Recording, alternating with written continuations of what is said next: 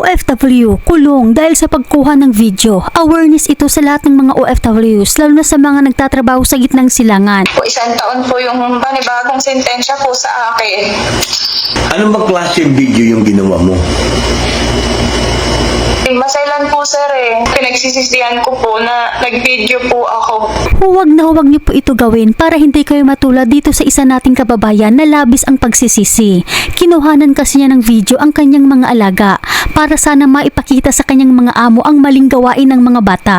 Pero ang video na iyon ay minasama ng kanyang amo na naging dahilan kung bakit siya nakulong. Kaya't dumulog ang pamilya ni Kabayan kay Senator Raffy Tulfo at sa kaagapin ng mga OFWs kabungkon siya para magpasaklolo dahil hindi lang employer niya ang kanyang kalaban kundi ang gobyerno na ng Saudi Arabia. Narito pakinggan natin ang video Kabayan dahil mapupulutan niyo po ito ng aral itong nangyari kay Kabayan na isang 37 years old, isang single mom at may 3 mga anak na umaasa sa kanya pero nang dahil sa problema, wala nang maipadala si Kabayan sa kanyang mga anak. Narito sabay-sabay po natin pakinggan ang buong video. Ang problema po, nung pinakita niya sa amo yung video.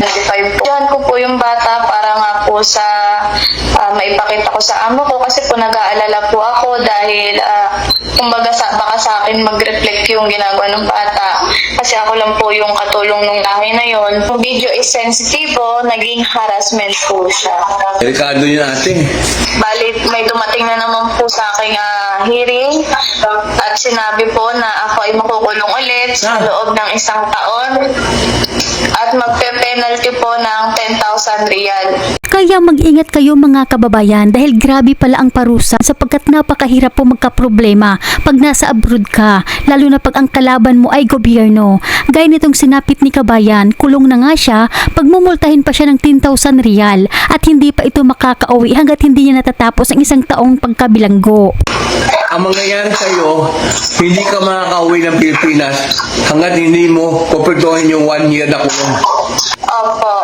Kaya huwag na lang po tayo kumuha ng video o litrato sa mga bata, mga kababayan dahil napaka-istrikto pala sa Saudi. Kahit walang masamang tensyon itong si Kabayan sa mga bata na ang tayong gusto lang naman sana niya ay maipakita yung mga maling gawain ng mga bata.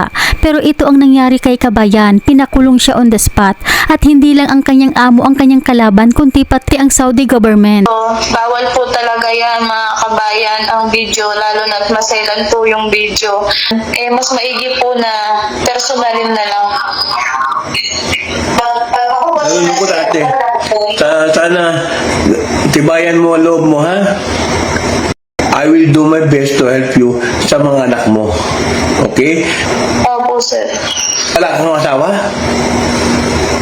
Wala po sir. Solo parent po ako sir. Diyos ko.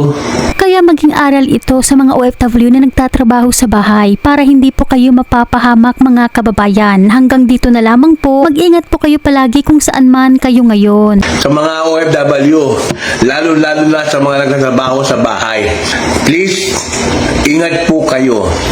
Huwag na po kayong gumawa ng hindi maganda, lalo-lalo na pagkukuha ng video sa mga bata.